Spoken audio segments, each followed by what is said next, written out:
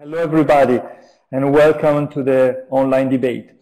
Today we have an interesting and hot topic, namely the competitiveness and the potential carbon leakage effects in carbon markets that are the object of an interesting debate in the literature and also at the policy level. This debate is part of our LIFE SIDE project, where SIDE stands for supporting the EU and member state policymakers in the implementation and design of the EU ETS. This is a project, a 2 years project under LIFE that is going to finish at the end of this year. And within this project, we perform several activities such as residential training course, online training course, and in the last 2-3 months, a State of the Union event, a presentation at the European Parliament, and also a policy session at the World Congress of Environmental Resource Economists. One of the deliverables of our project is an ex-post literature review of the EU ETS from its start up to now, that touches upon several topics. And one of the topics is free allocation and competitiveness, which is today's topic.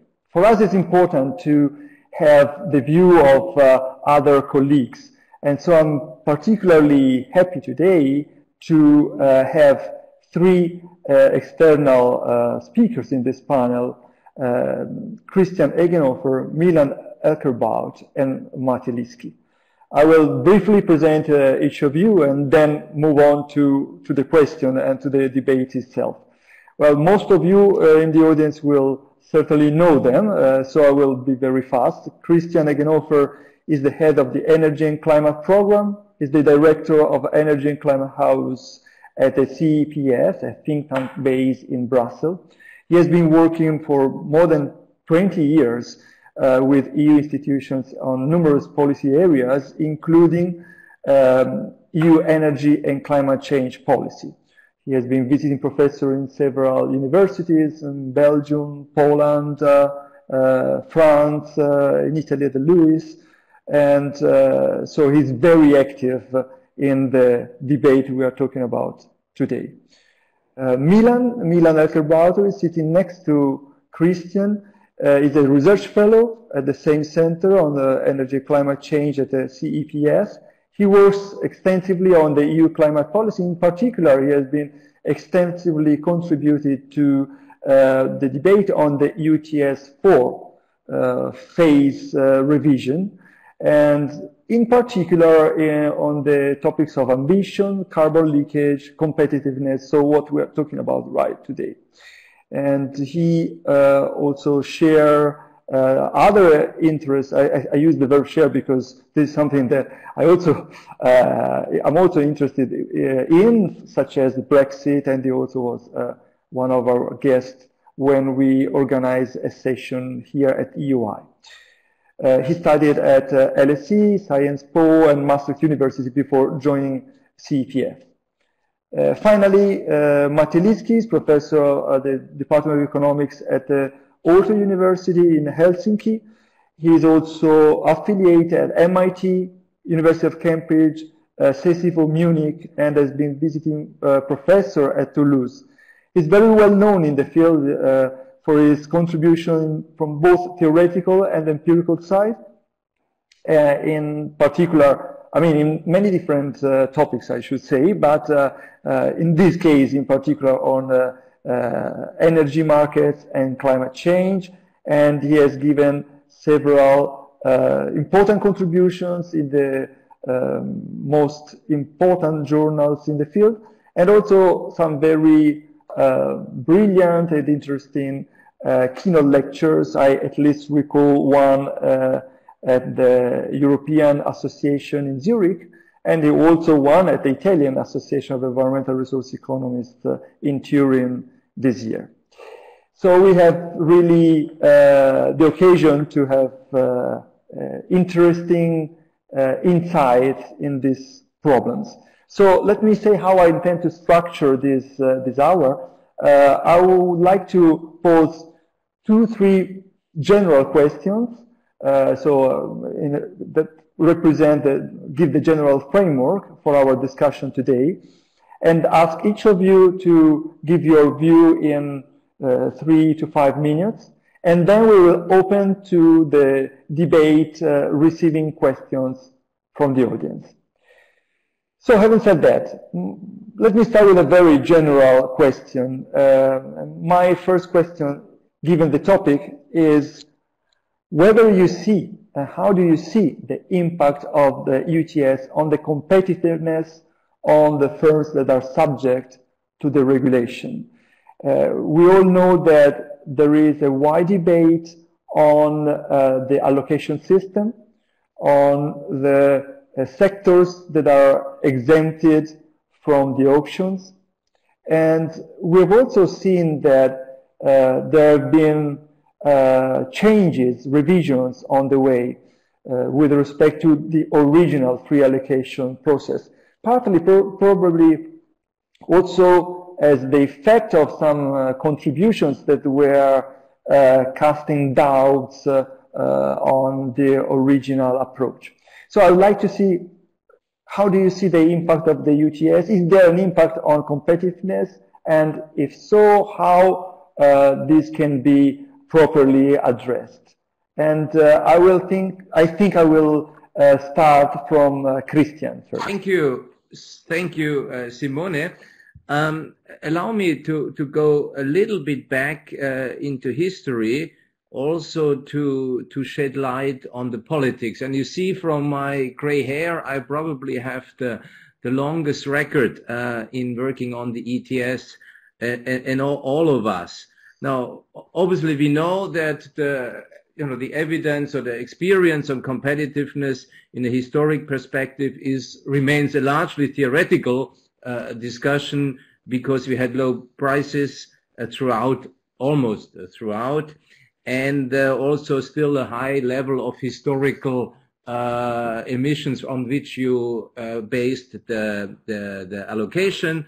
And then still, we had some element of abatement, but we had a lot of discussions on how much this is due to ETS and so on. And we all know that we are missing the counterfactual. And all this has been very, very well researched and well presented in this project, but also in others by the Florence School of Regulation and many others. What is also well established is that there was initial windfall profits to industry, to the power sector as well, as a result of the initial free allocation based on grandfathering, phase 1, phase 2, despite having had this correction through the formula in phase 2.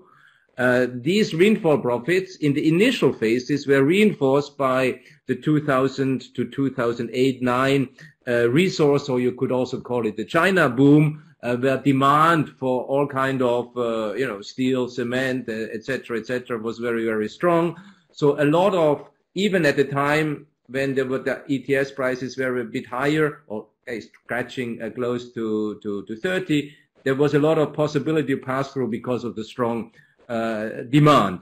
And now this is, and I think here is the politics interesting, this was of course, despite all the discussions, part of the initial design.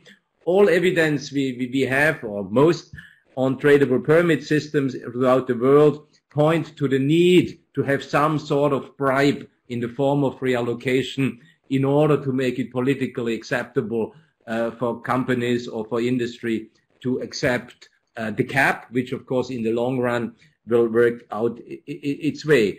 And, we also started the discussions in Europe around 2000 with full auctioning, because this is the most sensible way. And then you end up step by step in the temporary free allocation. And that, I think, was a notable and important detour throughout this. Perhaps interesting, a lot of people may have forgotten, and that it has some evidence for maybe other parts in the world for do this. In the initial phase, in the pilot phase, we had a force majeure clause, which basically said in case of an unexpected or extreme price rise, there is possibilities to bring additional allowances to the market, which politically has been very, very important to appease or to calm fears that we are getting ourselves into something. And actually, when we are hitting at the 30 euro price, then, you know, people were very happy that this clause existed in case we had gone further. And I think it's important to keep that in mind. Now, the windfall profits continue, and I don't need to discuss this, you know, throughout the next phases, and we will do this later. Now, one other point I would like to make is that from the beginning we didn't quite always make, although we should have done, a bigger distinction between production leakage and investment leakage. Now, free allocation, as we know it, is of course a compensation, or you can call it also a subsidy, you know, whatever you prefer, to subsidize the production. So in the production side, we can, you know, solve some of the potential carbon leakage issues. But on the investment decisions, the situation is a little bit more difficult, because these decisions are not based on the average industry margins, but they're on the marginal cost of the last unit. And here, I think, on the investment side, the free allocation is not really the tool which will work for the longer term. But at the time when this was decided, we all were assuming that there is a gradually developing global market, global carbon market, or at least global carbon price. You know, remember, this was pre-Copenhagen, and we all thought we're going to end up somewhere around Copenhagen or 2025 with some sort of international global, or with some global or international carbon market. Now, I think the last point I want to stress here, again, a bit of a distinction, which in the discussions we try to bring together. There is then again the different case for the electro-intensive industries, where the EU started to realize, yes, power pass-through, it creates higher power prices, and, you know, how do we shelter them? And then we introduced an element of compensation at the member state level. This has to do with EU part, with the EU policy. But at the same time, we had quite a lot of renewables coming into the market, and we have seen historically low wholesale prices in electricity, you know, which was due to the electricity, to the renewables being forced into the market. So we have in Central Eastern Europe, Central Europe, Western Europe, we have around a wholesale price of around 30, 35, when, you know, before we had something like 45, or even stretching up to 50. So on the one hand, we have compensation, but the compensation has not really been that important, because we had historically very low, very low wholesale prices in the electricity sector. Now, the crux of all this is, and this is probably what we're going to discuss today, is of course the moment we shelter the industries from the carbon constraint for good reasons, we also, you know, stop the carbon pass-through, which in the end is of course the objective in order to reduce our greenhouse gas emissions. So, you know, here I think the European Union is a bit stuck. Yes, we can protect our industries, but we're not going to give any incentives to go for the low carbon steel, for the low carbon cement, for, you know, what any other product to do, because we don't have a market, because there is no pass-through. Now, I don't have an answer to that, but I just wanted to maybe put this on the table here, because for me, this is the biggest challenge in the future, and, you know, hopefully we can dedicate some of the time to discuss this. Let me stop here. I hope I wasn't too long. No, thank you, Christian. Actually, your experience and your political or policy side view is very welcome. I think Milan could complement you maybe with his view also more on the quantitative side. Milan, sure. What's your view on this topic? So perhaps we can display a few of the data points which I've shared. It will just give a very quick snapshot of where we are with the ETS now in basically with the data from 2017, because it's a little bit of a pivotal year in terms of the composition that Christian talked about, with the allocation system as it is during phase 3. It's still based on a lot of historical production levels, which were high because they were pre-crisis. And then on the other hand, there is a compensation or a correction mechanism, the cross-sectoral correction factor, to make sure that we do not exceed a certain quantity of free allocation to all of the industries in total. Not sure whether the participants can see it at the moment. The slide is coming. Yeah. So the first thing I would emphasize is that even though when we're talking about the ETS and competitiveness, we are in theory discussing hundreds of different sectors. For energy intensive industry, it's only 5 where we should really focus on in total. That's steel, cement, refining, 2 types of chemical industries, possibly including the fertilizer industry. They really are responsible for almost 3/4 of the emissions. And then if we would scroll down a little bit, what is really the pivotal thing that has been happening over 2016 and 17 is that if you look at the emissions to these biggest industrial sectors and the allocation, then due to the impact of the cross-sectoral correction factor, they have, for all sectors, gotten below 100%, meaning that at least to a little extent, the emissions were higher than the amount the sectors received in free allocation. And in 2016, the cement sector still was over allocated by a small degree, by about 4%. But if we would look back to 2013, then all these numbers were a lot higher, and virtually every sector was overcompensated by quite a significant amount.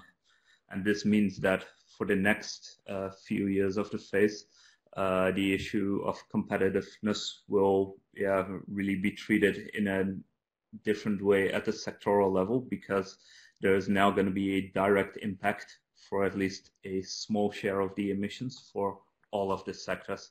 Whereas in the past, you could almost treat the ETS as more an accounting exercise, because virtually every sector knew that they would receive enough free allowances in any case. And that, I think, is a major difference.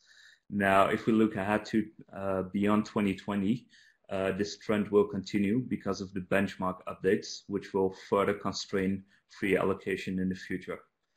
It might be the case that these benchmark updates are more modest than expected due to more limited efficiency improvements. But if that is the case, then the cross-sectoral correction factor will come back. So I think it is pretty much a certainty that this trend of gradually exposing more and more, or a bigger share of the emissions of the biggest industrial sectors to the carbon price will continue.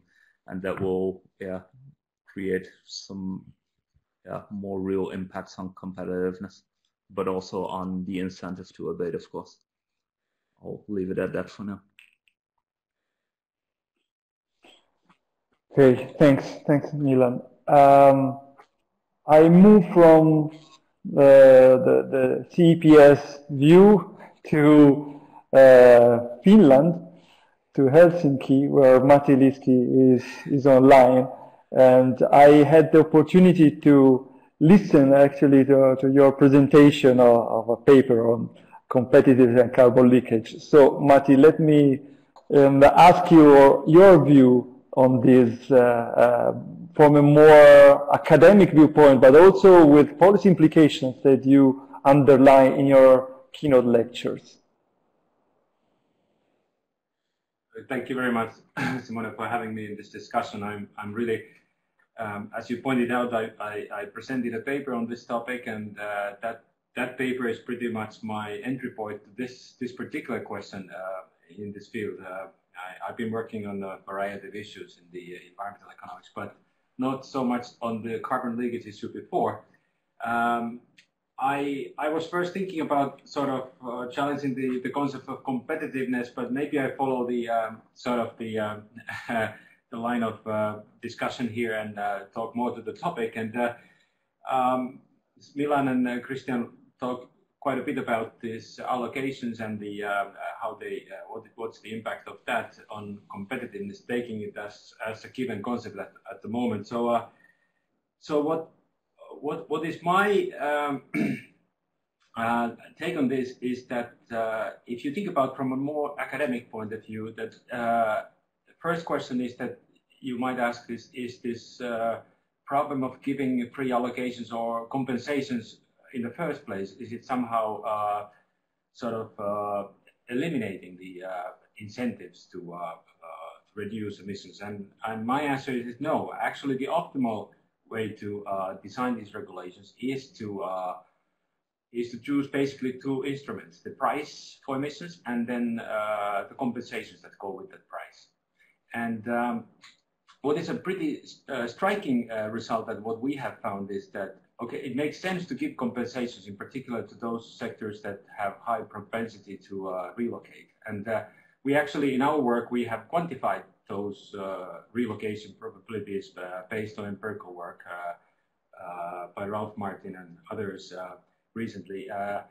But then what is the striking part is that when you give the compensations away to those industries that are potentially highly mobile, then you actually want to accompany those compensations with emission prices that are higher than the prices would be without the risk of leakage.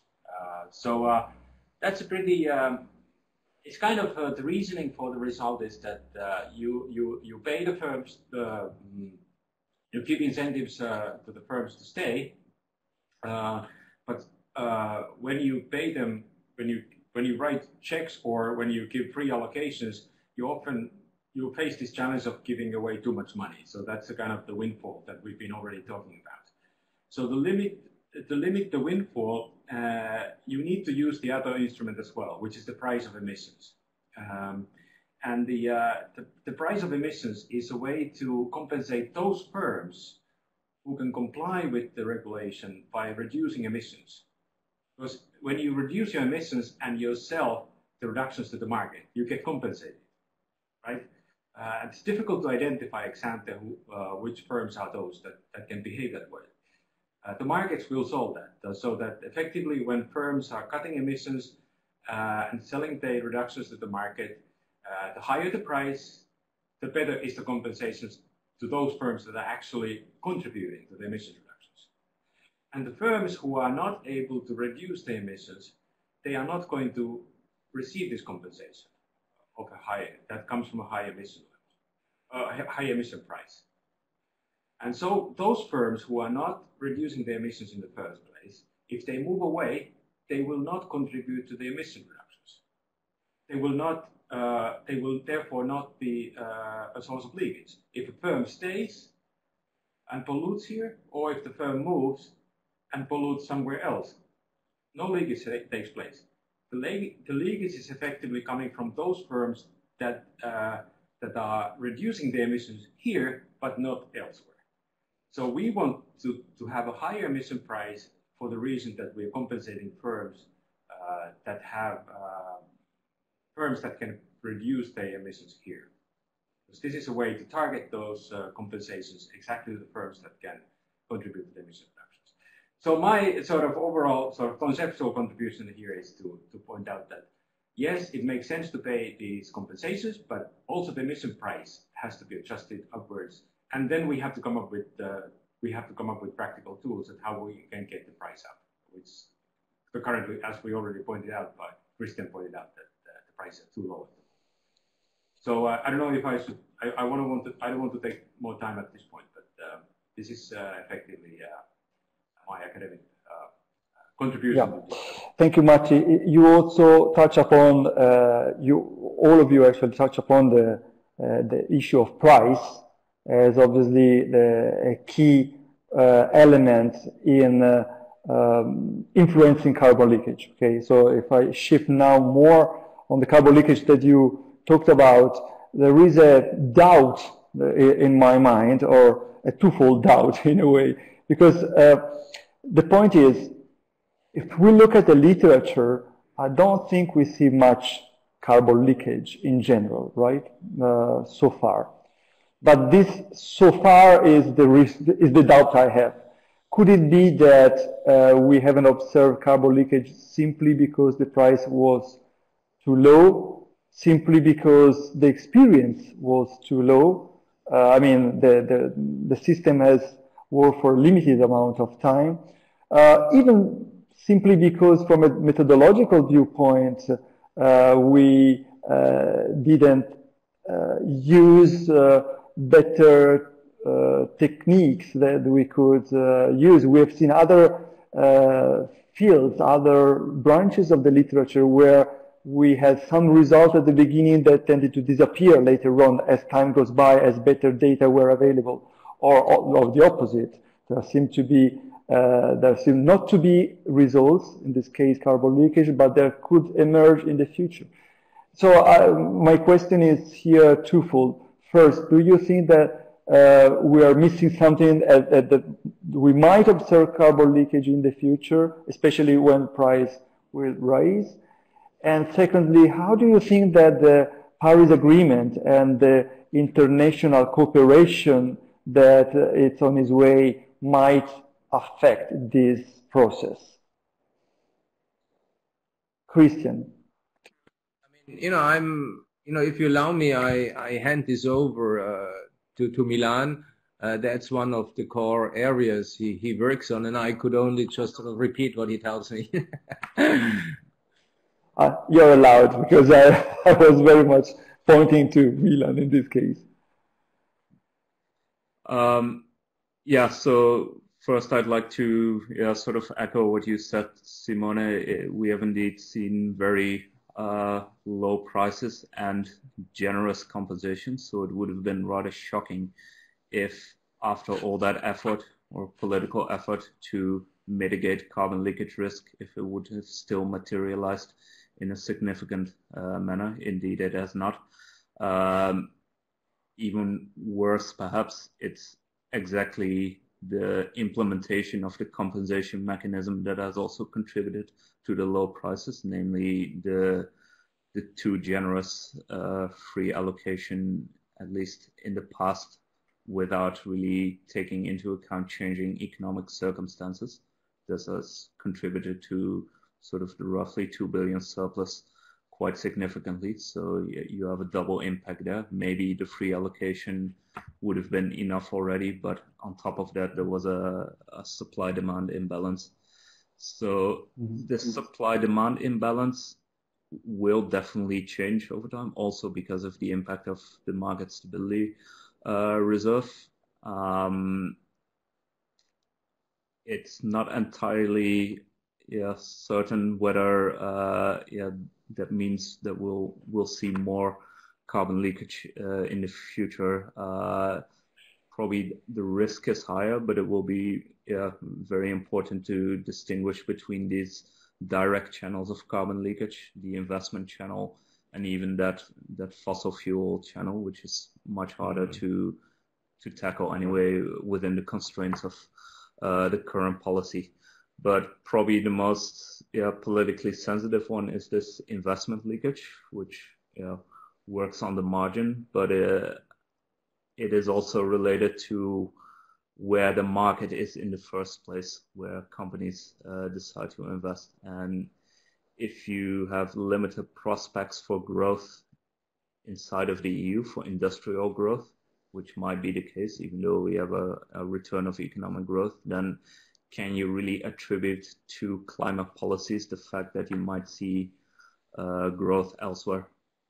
Another point, which I think is still open to discussion, is that due to the opportunity cost of holding allowances, it is not always certain that free allocation protects against all forms of carbon leakage. It does to some extent, because if you are not located in the EU, you definitely aren't eligible to the free allocation, which has a beneficial impact on your bottom line. But the opportunity costs of holding onto allowances can still be an incentive to move elsewhere if you want to free them up and sell them. Now, Moving on to the international aspects, I think we have to be rather cautious about thinking that what was already expected in the past of a global carbon market that will suddenly come in the future, even after 2030, because the system of the nationally determined contributions under the Paris Agreement is really designed to allow for a lot of domestic discretion. So what can we really expect in terms of harmonization? And Article 6 might lead to some cooperative approaches, but that doesn't mean that you're going to have a fully level playing field. It's not really a problem, because would it ever be realistic to have a fully level playing field in any market?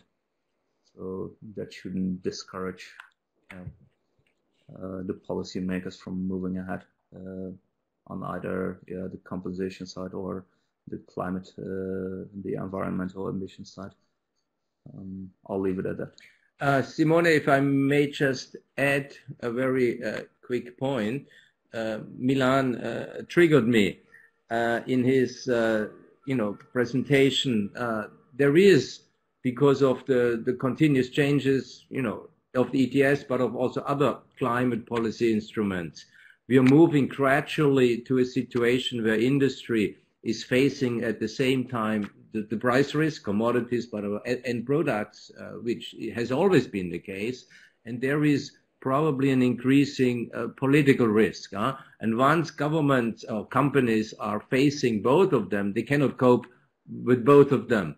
And here it's not just the ETS, it's also, renewables policies, energy efficiency policies, etc., etc. So I think that's probably an area where we need to look at. Now, this is not a European phenomenon only, to be fair. To order to get to the reductions required under the Paris Agreement, as you have alluded to, you will see a lot of uncertainty in the energy sector, in other sectors, and we see it already. What has been infrastructure investments, large institutional investors, holding them, as long-term assets, they're getting out of them because you don't know how this energy sector is going to develop. Is a gas infrastructure project a good investment to hold in the longer term? You will see more and more of this, and I think that will also have a feedback on the ETS, carbon leakage, and how companies operate there.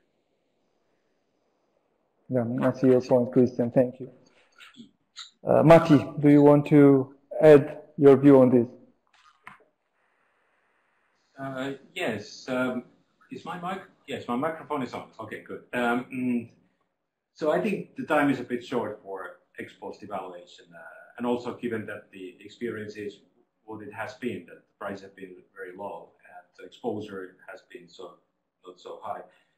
And even if you look at the sort of wider international evidence of leakage, it's very, very hard to pin down. It's a tough empirical question. I think the first review that I remember from the Journal of Economic Literature was from 1995. They couldn't find much evidence at that point, and there are recent reviews just from last year on the literature, which is really trying hard to pin down with better data, more sort of detailed firm level, plant level data, and it's really difficult to come up with sort of precise quantitative assessments of the leakage issue. But I think the time is a bit short, and it's necessarily a bit speculative. But if we run these programs for another 50 years, it's good to speculate. Nevertheless, that what will be how the distribution of firms will look like within EU after having this program in place. And of course depends on the regulations that are in place in other countries. It works not only through the trade patterns, but also foreign direct investments, allocation decisions. It would be surprising if these programs do not have a longer term impact. But we cannot identify at this point. Then if I kind of continue on what Christian said about if you think about more specific sector like the electricity sector, what we saw, what is certainly a very clear lesson from the EU ETS, that the electricity sector understood very quickly how this works and how easy it is to pass through the costs to the consumer side. And that there's nothing wrong with that. I mean, that's how the electricity sector works, because the demand is very inelastic. So the consumer side and the consuming industry side also has to pretty much pay the cost of the emissions. But that's also changing, because the demand side is becoming more responsive. Industrial facilities can respond to. They cannot totally escape the price of electricity, but they can avoid price peaks and so forth. But then related to this is the renewable energy policies, because they are, of course, this is an overlapping policy instrument that is kind of undermining the way the EU emissions trading system is working, but that can be seen as a partial reason also for having these low prices, because if you are subsidizing the clean sources of energy, then that tends to depress the prices. But that is related to the leakage problem, because then the consuming industries are having lower prices. And at least to me, it's kind of, I would like to hear from you, perhaps other members here in this discussion, that do you think that it can be part of the leakage policy that we complement emissions trading with subsidies, renewable energy programs, which are certainly leading to lower prices, energy prices in particular, electricity prices. Christian. I could say quickly something, but I don't know, Simone, whether you want to open the discussion to everybody at that moment. Yeah. Okay, then let's keep it for the discussion, because I see there are some questions already arriving, and I want to leave room for to leave the floor to the audience as well. So I pick up the first one. There is a remark question on the price floor. Could a minimum floor price, auction default price, help in driving up the price, but also easing the approximation of the right lump sum compensation to accommodate leakage-prone industries? Maybe Christian and Milan maybe want to express your view on this. Yeah, I mean, on the price floor, there is two sides to it, if I may say. There is an economic argument, and I think this is well established. And I'm looking also here to Matti. We know the economics of how this works and how beneficial it would be. And then there is, of course, a politics, and that's the typical, winner-loser syndrome. But there is a third element which I would like to bring in, also because it's the European University Institute. One point is, we have, of course, rule. It's an EU rule, and once you're going down, member states do their own rules, their own price floor, you get further division in the European Union, and we should not underestimate this. Will member states be ready to jump and say, yes, this price floor is very, very important for us, and we will create, our own policies, while other member states will be opposed to them? Will countries in the end go for these more divisive policies? And I think it's an open question. And if member states do this, they will, of course, have to accept, they will have to pay a price for that, And then those who are opposed to this, to the price floor, would require in some other negotiations, some other parts. So we could have an economic argument. I think that is fairly quickly done, I would expect, Matti. But then the politics are a little bit more difficult. And again, we will having this discussion next 1.5 years. Maybe we can build the MSR around some reform of the MSR around price floors, etc., etc. Right. There is a question specifically to Milan. In Phase 4 revision, allocation will be adjusted in case the rolling average of 2 years reaches the 15% threshold compared to the initial activity level. Do you think this adjustment is dynamic enough? Difficult question.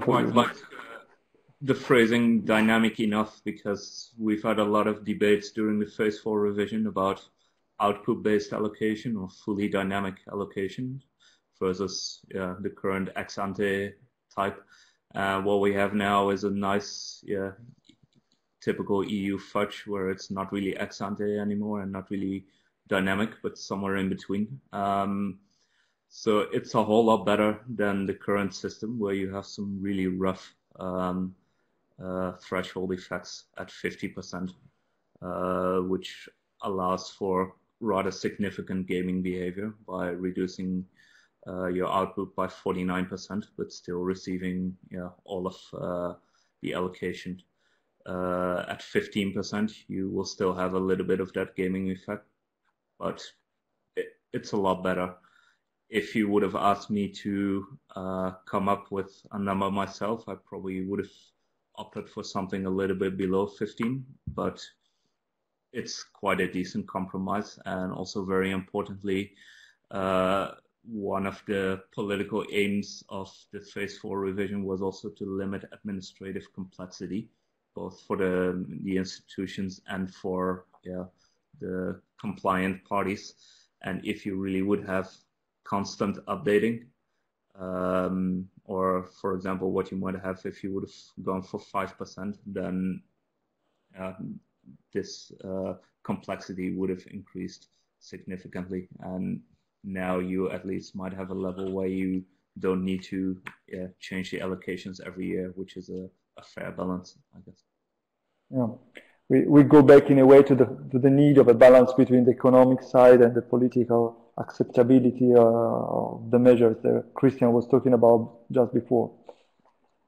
A question for Marty, asking for, in simple words if possible, how did you work out relocation probabilities in your study? So we go more on a technical question here. It's a very good question. It's not so technical in the end because it's really at the heart of the issue here. If you want to quantify something, then it really depends on issues like this. So we took this. Let me see. We took this from a study conducted by Ralph Martin and others, and that was published in the American Economic Review a couple of years back. And that was essentially a very carefully conducted survey on European companies exposed to this regulation, and they were doing this survey in a way that firms couldn't directly sort of see the link to the now it would be more difficult to conduct this survey because the firms understand that whatever they say might affect that what is the allocation that they will receive. So they kind of avoided this question, this problem, and they were asking firms that that do you expect that government's efforts put a price on carbon emissions will force you to outsource parts of your production of this business site in a foreseeable future, or perhaps to close down completely? And then they were asking that how would your previous question change if you received a free allowance for 80% of your current emissions? And firms were sort of choosing from a scale from 1 to 5 that how likely it is that they will relocate. And then from this universe of answers, you can kind of effectively conduct probabilities of relocation at the plant level. And these answers were coming from CEOs of those companies. And for example, in the cement industry, the answer, the relocation probability, if you look at the average in the cement industry, was that 46% of the sites will relocate if they get no compensation. Whereas if they get 80% of the allowances for free, then only 20% will relocate. These are big numbers. Certainly, we don't see this kind of relocation taking place, but this was the method, effectively. And then you can go sector by sector, and there are quite a bit of differences in the answers. But overall, the cement and wood and paper, iron and steel, they are the most immobile. I mean, mobile according to these. So there was a big range in the large differences at the sector level, right? Absolutely. also at the plant. I had the feeling also from other studies that this could be the case. And so we will need sectoral, to address the sectoral aspects more and more. Yeah. Absolutely. Okay, thanks, Matti. There is one question for Christian. A very difficult question, I would say, for Christian, based on your experience. So looking ahead, if pre-allocation is not going to suffice for deep decarbonization in the future, where do you see the policy debate heading to, and where should it head to? Yeah, the answer to this is almost like a job until far beyond my retirement. It will be a difficult one. But maybe if you allow me, Simone, just a quick remark also to what Matti said on this low carbon electricity. How could we use it for addressing the competitiveness? Just keep in mind, by 2030 in the EU, we're going to have around 80% low carbon electricity consumption. That relates to 55 to 60% renewables and about 20% existing nuclear. So, what you will see, and you see it already, you see power purchasing agreements by large industrial users buying large amounts of renewable electricity. And this is a way of hedging, first of all, using the low wholesale market prices, but also it's a means of hedging the potential cost of carbon. Now that affects especially the electro-intensive companies. Now you could see, and you will see, development of a system that you have it physical links. So you buy it from a wind farm, bring it to the firm, or you can also do that through a secondary market where you have, the guarantees of origins in the EU, which unfortunately are very flawed. But in principle, you could have a much better system where you buy guarantees or you buy certificates for low carbon electricity. And that will be part, I believe, big part of the solution, or maybe the major part of the solution for the electro-intensives. So you don't need compensation any longer. They benefit from very low wholesale prices. Now, the $100 billion or euro, I should say, a question about how we address this. I mean, let me start just with an example. Our low carbon steel in Europe or US or wherever it will be would be about 80% more expensive than if you do it in conventional, because the decarbonization element. No, you're not going to find a market globally where you compete with this high cost, low carbon steel with a lower cost, high carbon steel. Now, you need to deal with this, and all the choices we see at the moment are either very difficult or unpleasant. And I mean, let's just face it, that's not going to be an easy solution through free allocation and so on, and we need to have a discussion on this. What could be a potential solution? Obviously, the best one would be have a kind of a global carbon price that doesn't need necessarily to have a uniform price across the different parts. The Indians are far less efficient, so they could live with a lower price, etc., etc. So you could think about something there. You could imagine that we have kind of, negotiated carbon prices. You coordinate it globally. Again, it doesn't have to be a uniform carbon price, but you could start saying, hey, you apply something like this, we apply something like this because we are more efficient, etc., etc. Then, of course, you get down to border tax adjustments, which would be a very crude mechanism. Academically, which is quite nice and simple, in reality, and the politics are quite lethal and not very palatable and not very attractive to policymakers. Maybe Trump, if the world trade system collapses, we have a better chance of doing something there, but I don't think this is a good strategy. A more elegant way would be to look into technical standards in trade. You could have technical standards where you embed the carbon content, on circularity and so on. You might be able to put something into this, which is much more fine-tuned than carbon border tax adjustments. And of course, ultimately, one of the solutions would be you move to a production-based to a consumption-based system, accounting carbon system. But again, hey, this is we're changing the world, which is based on sovereignty of member states, of countries, and that's probably even the longer term solution I can imagine. So I think there are solutions. Many of them will be found in between somewhere. But this is a lot of hard thinking. But what I think is the important part, that we acknowledge this at the moment. At the policy-wise, it has not been acknowledged anywhere. It's changing, and it's also changing in the Commission. People start realizing if you really go for these products, the world has to be looking a little bit different. Now, again, I think we have in a couple of years, 5 years or even more, 10 years to think about it, because these products are not going to come to the market before 2035. And for heaven's sake, you know, all this brain power in 15 years, you know, we should be able to come up with a solution. Right. Milan, do you want to add something?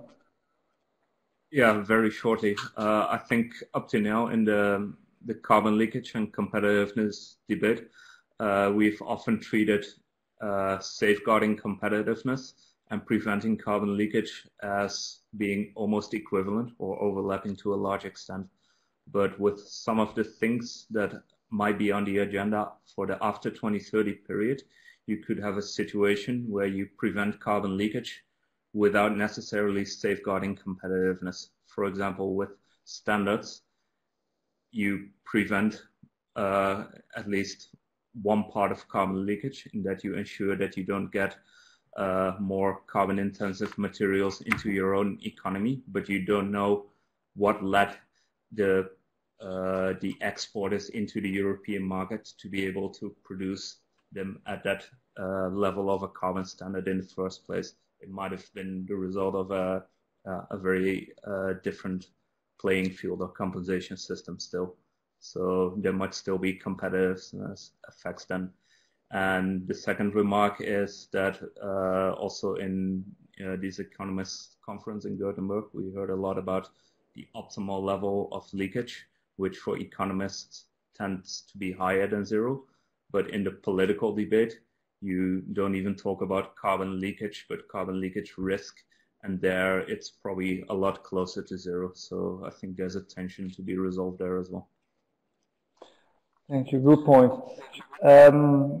Unfortunately, we are almost there, but I would like to pick up a last comment, because this is a follow-up of basically what we were saying, because Florian was writing, what do you think about using physical sector-based or economy-wide quota instead of a price or market-based mechanism, using a consumption-based calculation approach, so including foreign emissions?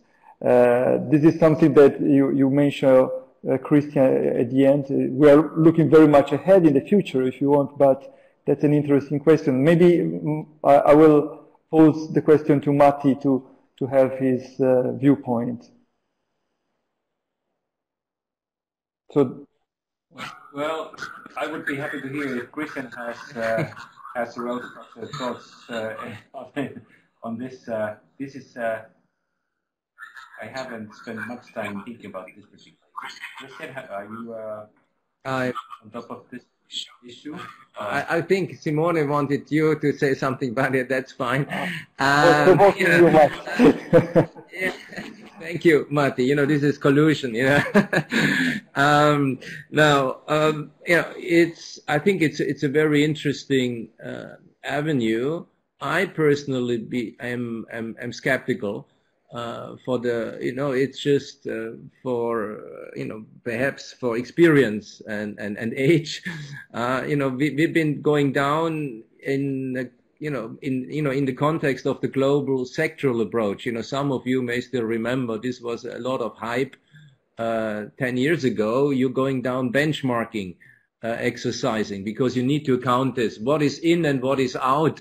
And, you know, as we went through this process, you know, the PowerPoints get more and more sophisticated, longer and longer, and more incomprehensible. And in the end of the day, you know, somewhere there is a political choice, you know, is the power, you know, leading into the product in, or is it out? And how do you calculate this? And this is locally very different. And this is with all the materials. So, I mean, if somebody finds a workable solution, you know, where you find some sort of political compromise and say, that's it, you know, it's an imperfect accounting, but, you know, we can use it. you know, like they do in technical standards, then it could work. Whether the political process internationally is strong enough to do this, I doubt, because ministers wouldn't understand what they need to decide, and then you give it to the technical experts, and you know they always have a reason why this standard is worse than this, etc., etc. That would be just my experience, but I think it's worthwhile, you know, exploring that further, you know, looking into what could it offer and where are the political, you know, junctions you would need to find solutions to, and in what process could you bring it in?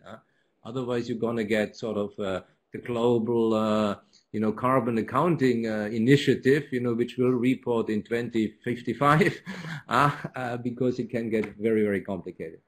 Yeah, I think I agree with Christian.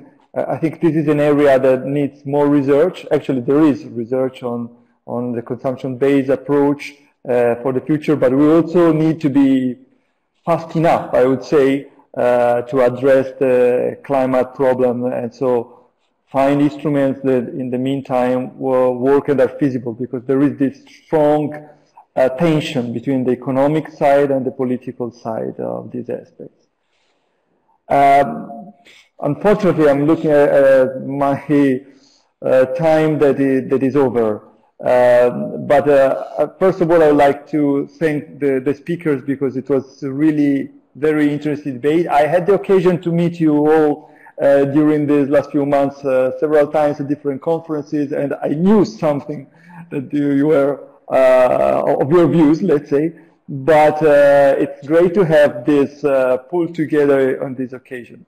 And I would like also to thank the participants for their interesting questions. I'm not sure I managed to look at them all as they were scrolling on the video, but I picked some of them, and I found them very interesting and well posed.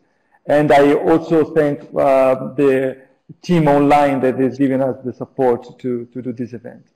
So that's all.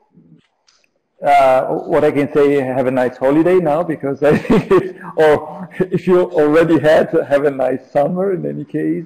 Here it's pretty warm in Florence, so we are happy to close it now, but we will resume very soon. We will, please stay online and look at our activities as they will go on, and we will have other events like such this one on our announced on our webpage. So thank you all, have a nice summer, and see you soon.